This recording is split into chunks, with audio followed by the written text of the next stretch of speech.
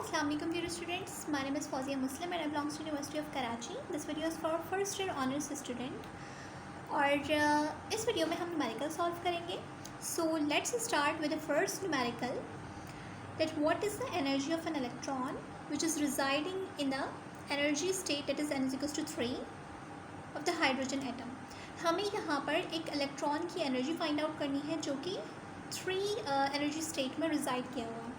अब आप लोग जब भी न्यूमेरिकल सॉल्व करना स्टार्ट करें तो हमेशा याद रखिएगा कि डेटा लाजमी बनाना है. मैंने यहाँ पे डेटा नहीं बनाया because I am expecting from your side that you are the student of Karachi University. तो आप इतना तो कर सकते हैं कि आप खुद से न्यूमेरिकल का डेटा सॉल्व कर सकें और डेटा बना सकें. ठीक है, तो इसमें देखते हैं जब भी आप किसी न्यूमेरिकल का डेटा बनाना स्टार्ट करें तो उस न्यूमेरिकल को थोड़ा थोड़ा स्टडी करें और उसका डेटा बनाते चले जाएं. जैसे फॉर एग्जांपल इसमें लिखा हुआ है कि एनर्जी फाइंड आउट करनी है, तो आप लिख दें कि आपको एनर्जी फाइंड आउट करनी है, that is E is equals to question mark किसकी, इलेक्ट्रॉन की, जो कि n is equals to 3 energy state में हाइड्रोजन एटम की. ठीक है, तो ये आपका डेटा ईजिली बन गया. Now start to solve numerical. As you know very well that we have a well-known formula that E is equals to h mu. Here E is energy, h is the Planck's constant, mu is the frequency और mu बराबर होता है c over lambda के. तो इस formula को अगर हम जो है कंबाइन करें तो हम ये लिख सकते हैं E is equals to h mu और E is equals to h c over lambda. ठीक है, but according to Rydberg formula हमारे पास एक और फार्मूला है. वो फार्मूला ये है कि 1 is equals to lambda is 1 over lambda is equals to r into Z square divide by n square. अच्छा, ये सेम वही फार्मूला है जो कि आप लोगों ने पढ़ा है, जो कि था 1 over lambda is equals to r into 1 over n f minus 1 over n i. इस तरह का आप लोगों ने फार्मूला पढ़ा होगा. तो ये इसको मैंने कंबाइन फॉर्म करके लिखा हुआ है. सही, अगर आप चाहें तो उस तरह से भी लिख सकते हैं, अगर आप चाहें तो इस तरह से भी लिख सकते हैं. सही. R is the Rydberg constant whose value is 1.097 exponent of 7 and Z is the atomic number and you know very well atomic number for hydrogen is 1. ठीक, अब हम इस फार्मूला को और इस फार्मूला को कंबाइन कर देते हैं. So it will become E is equals to HCr into Z square over n square.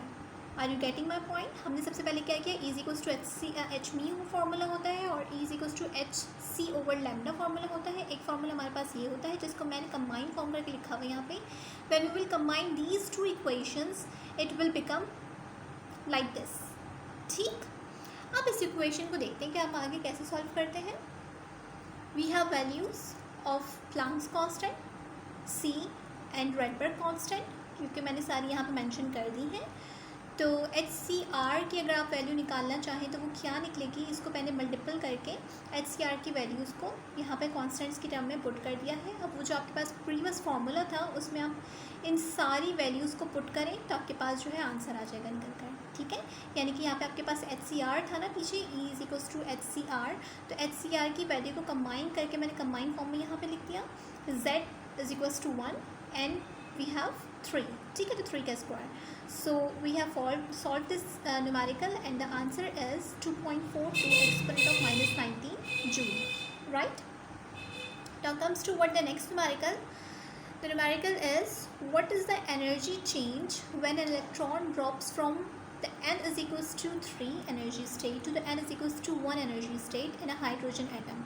आपसे पूछ रहे हैं कि उसको क्या एनर्जी होगी जब कोई भी इलेक्ट्रॉन जंप करेगा higher energy level that is n is equals to 3 से n is equals to 1 की तरफ हाइड्रोजन एटम. ठीक, सेम वही न्यूमेरिकल है जैसे हमने प्रीवियसली सॉल्व किया कि E is equals to h mu formula होता है और अगर हम देखें तो म्यू जो है 1 ओवर सी ओवर लैम्डा के बराबर होता है. तो combined it will become E is equals to h c over lambda. और रेडबर्ग फार्मूला हमारे पास है 1 over lambda is equals to r into Z square divide by n square. अगर आपने प्रीवियसली ये फार्मूला पढ़ा हो फर्स्ट या सेकेंड ईयर में तो वो उस तरह से आपने पढ़ा होगा कि 1 over n f square minus 1 over n i square. इस तरह करके आपने वो फार्मूला पढ़ा था. ठीक, तो मैंने उसको कंबाइन करके एन स्क्वायर डायरेक्टली मैंशन कर दिया. ठीक, तो आप चाहें तो उस तरह से भी लिख सकते हैं, आप चाहें तो इस तरह से भी लिख सकते हैं. R की वैल्यू आपको मालूम है, Z यहाँ पे ऑब्वियसली हम हाइड्रोजन एटम की बात करें तो अगेन 1 होगा. E एच सी आर की क्या वैल्यू होती है, देन फार्मूला बन जाएगा is equals to h c r into Z square divide by n square. और एच सी आर की क्या वैल्यूज़ होती है वो मैंने आप मेंशन कर दी. एच सी आर को अगेन कंबाइनली मैंने सारी जो वैल्यूज़ थी पुट करके एक वैल्यू निकाली, वो वही बनी जो कि प्रीवियस न्यूमेरिकल में बनी थी एच सी आर की. ठीक है, अच्छा, अब हमारे पास दो एनर्जी लेवल्स की बात की गई थी। एक हमारे पास एनर्जी लेवल था 3 और एक एनर्जी लेवल था 1। ठीक, तो हमने क्या किया, हमने दो एनर्जी लेवल्स के लिए काम कर लिया। यहाँ पे हमने पहले निकाला 3 के लिए और सेकेंडली हमने निकाल लिया यहाँ पे 1 के लिए वैल्यू। ठीक, यानी कि यहाँ पे हमने 1/n f स्क्वायर में 3 लिया और यहाँ पे ni स्क्वायर में हमने 1 लिया। Are you getting my point? उसके बाद हमारे पास जो एनर्जीज आई उनको हमने माइनस कर लिया, तो हमारे पास एक वैल्यू आई। अगर आप चाहें तो आप इस तरह से भी कर सकते हैं कि जो प्रीवियस आपने फॉर्मूला यूज़ किया था कि 1/λ is equals to R H C into 1/n f square minus 1/ni square, तो आप उससे भी कंबाइन करके कर सकते हैं। अगर आप चाहें तो अलग अलग इस तरह से दोनों की एनर्जी निकालें और फिर एट दी एंड दोनों को माइनस कर दें। ठीक है, आप हमेशा उस तरह से करते हुए आए हैं, तो इसलिए मैंने थोड़ा सा डिफरेंट करके यहाँ पे दिखाया आप लोगों को, ताकि आपको मालूम हो कि एक फॉर्मूले के डिफरेंट यूजेस होते हैं और उसको इस तरह से भी हम यूटिलाइज कर सकते हैं। सही है। Now comes toward the third numerical, that is a photon is emitted as an atom makes a transition from n is equals to 4 to n is equals to 2 level. What is the frequency, wavelength and energy of the emitted photon? ये बिल्कुल वैसी numerical है जैसे अभी हमने solve किया है, but इसमें एक एडिशन क्या चीज़ है कि हमें फ्रीक्वेंसी एंड वेवलेंथ भी फाइंड आउट करनी है। फर्स्ट ऑर्बिट आपके पास है 4 से जंप हो रहा है ये इलेक्ट्रॉन 2 की तरफ। ठीक है, अच्छा, स्पीड ऑफ इलेक्ट्रॉन जो है वो स्पीड ऑफ लाइट के बराबर होती है, दैट इज़ 3 exponent 8 मीटर पर सेकेंड। और प्लैंक्स कांस्टेंट आपके पास 6.63 exponent -34 जूल जो सेकेंड के बराबर होता है। तो अगेन आपके पास वही formula is equals to h mu,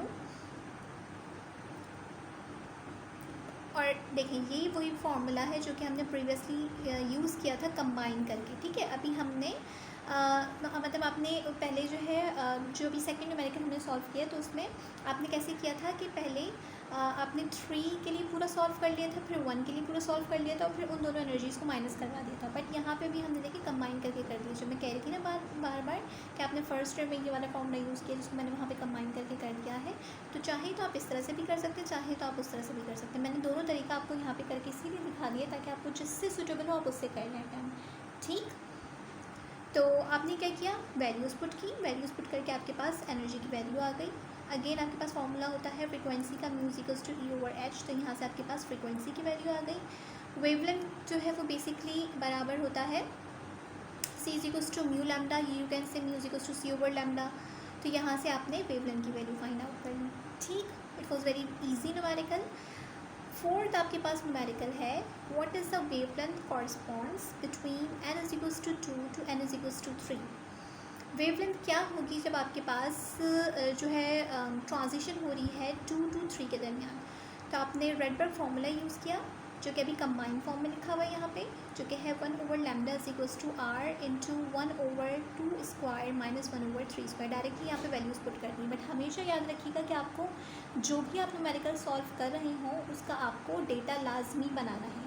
ठीक, मैंने यहाँ पे डेटा नहीं बनाया है बिकॉज मैं ये एक्सपेक्ट कर रही हूँ कि आप लोग यूनिवर्सिटी के स्टूडेंट्स हैं, तो आप लोग डेटा खुद से बनाने के काबिल हैं। राइट, डेटा बनाना कोई मुश्किल काम नहीं है। आप अपनी वैल्यूज़ को देखें, थोड़ा थोड़ा पढ़ते जाए न्यूमेरिकल को और आप ईज़िली डेटा बना सकते हैं खुद से। ठीक है, तो आपने वैल्यूज़ पुट कर दी, आर की क्या वैल्यू है, और जो दोनों वैल्यूज़ आपने पुट की हुई थी उसको आपने सॉल्व किया। सॉर्ट आउट करने के बाद आपके पास लैम्डा की वैल्यू आ गई जो कि आपके पास नैनोमीटर में है। Right, now this is the fifth numerical, that is indirectly the atom can make the following transitions to fall down from level 4 to level 1। अच्छा, अब आपके पास एक इलेक्ट्रॉन है जो कि ट्रांजिशन कर रहा है लेवल 4 से लेवल 1 के दरमियान और इनडायरेक्टली ट्रांजिशन कर रहा है। ठीक, तो हम देख लेते हैं कि इनडायरेक्टली ट्रांजिशन से कैसे कर रहा है, from level 4 to level 2 and then level 2 to level 1। पहले ये लेवल 4 से 2 पे गया, फिर 2 से 1 पे गया। अच्छा, सेकंड बी पार्ट क्या कहता है कि बी पार्ट में ये लेवल 4 से 3 पे गया, 3 से 1 पे गया।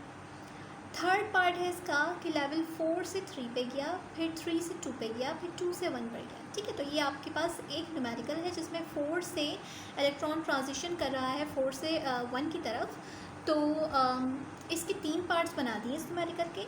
कि 3 तरह से ये ट्रांजिशन कर रहा है कि पहले 4 से 2 पे गया, 2 से 1 पे गया, फिर यहाँ पे 4 से 3 पे गया, 3 से 1 पे गया, और यहाँ पे 4 से 3 पे, 3 से 2 पे, और 2 से 1 पर गया। ठीक है, कैलकुलेट आपको क्या करना है, let's calculate frequencies of all the transitions one by one. सारी की सारी ट्रांजिशंस के ऊपर आपने फ्रिक्वेंसीज कैलकुलेट करनी है। तो पहले हम देख लेते हैं फर्स्ट पार्ट में देख सकते हैं आप ट्रांजिशन 4 से 2 पे हुई है, तो हम 4 से 2 वाली ट्रांजिशन ले रहे हैं। ठीक, हमने वही वाला फार्मूला यूज़ किया जो कि राइडबर्ग का फार्मूला था, जो कि था 1/λ, और 1/λ बेसिकली बराबर होता है फ्रिक्वेंसी के। ठीक है, तो वही वाला फार्मूला यूज़ करते हुए डायरेक्टली आपने वैल्यूज़ पुट करी, वैल्यूज़ पुट करके आपके पास आंसर आ गया, डेट वाज 6.15 एक्सपोनेंट 14 हर्ट्ज़। ठीक, फ्रिक्वेंसी की यूनिट आपको मालूम है कि हर्ट्ज़ होती है। सही, नेक्स्ट ट्रांजिशन हो रही थी 2 से 1 पर, तो अब हम काम करेंगे ट्रांजिशन जो कि 2 से 1 की तरफ हो रही है। इसमें भी आपने डायरेक्टली फार्मूला यूज़ किया, फार्मूला यूज़ करते हुए आपने वैल्यूज़ पुट की, पुट करने के बाद आपने इसको सॉर्ट आउट करके सॉल्व करके वैल्यू निकाली। ठीक, फिर ट्रांजिशन हो रही थी 4 से 3 के दरमियान, तो इसमें भी आपने वैल्यूज़ पुट की, सिंपल करने के बाद आपने अपना आंसर निकाल लिया। फिर लास्ट में आपके पास हो रही थी 3 to 1 और 3 to 2 ट्रांजिशंस हो रही थी, इसमें आपको फ्रिक्वेंसी फाइंड आउट करनी थी। तो आपने सिंपल ही सारी फ्रिक्वेंसीज़ को सॉर्ट आउट किया और आपके पास आंसर ज़्यादा चले गए। ठीक है, अच्छा लास्ट में एक चीज़ मैंने लिखी हुई है, वो ये लिखी हुई है कि negative sign with each frequency represents that photon has been emitted. इसमें ये बात लिखी हुई है कि आपके पास जो नेगेटिव साइन आते जा रहे हैं वो इस बात को शो कर रहे हैं कि हर ट्रांजिशन के ऊपर फोटोन एमिट कर रहा है इलेक्ट्रॉन। इसका क्या मतलब हुआ, ये बात हम ऑलरेडी स्टडी कर चुके हैं कि जब भी ट्रांजिशन होती है from higher energy level to lower energy level, हर मर्तबा इलेक्ट्रॉन एनर्जी मिट करता है अपने अंदर से, और वो एनर्जी किस फॉर्म में होगा, पैकेट्स ऑफ एनर्जी की फॉर्म में होगा, फोटॉन्स की फॉर्म में होगा। ठीक है, so that was all about this lecture. I have solve various numericals with related to the previous experiments, और you can see previous lectures. तो आप इसी तरह के न्यूमेरिकल्स डिफरेंट बुक्स से सर्च आउट कर सकते हैं, उसको निकालिए, निकाल के प्रैक्टिस कीजिए। बहुत सारी बुक्स में आपको इस तरह के न्यूमेरिकल्स मिल जाएंगे। एक बुक है आपके पास पेट्रूसी की, इसके अलावा जर्नल केमिस्ट्री की जितनी भी बुक्स हैं उन सब में इस तरह के आपको न्यूमेरिकल्स मिल सकते हैं। आप अच्छे तरीके से प्रैक्टिस कीजिए इसकी। मैंने जस्ट एक एग्जांपल देने के लिए आप लोगों को 5-6 न्यूमेरिकल सॉल्व करवा दिए हैं। ऑब्वियसली पेपर में यही न्यूमेरिकल नहीं दूंगी मैं, बट इस तरह के ही न्यूमेरिकल्स होंगे, तो आप इसको डिफरेंट बुक्स से सर्च आउट करें। सर्च आउट करने के बाद इसको सॉल्व करें। हो सकता है कि मैं आप लोगों के लिए वर्कशीट्स भी रखवा दूँ, तो उससे भी आप लोगों को ज़्यादा आसानी हो जाएगी। Okay, thank you so much.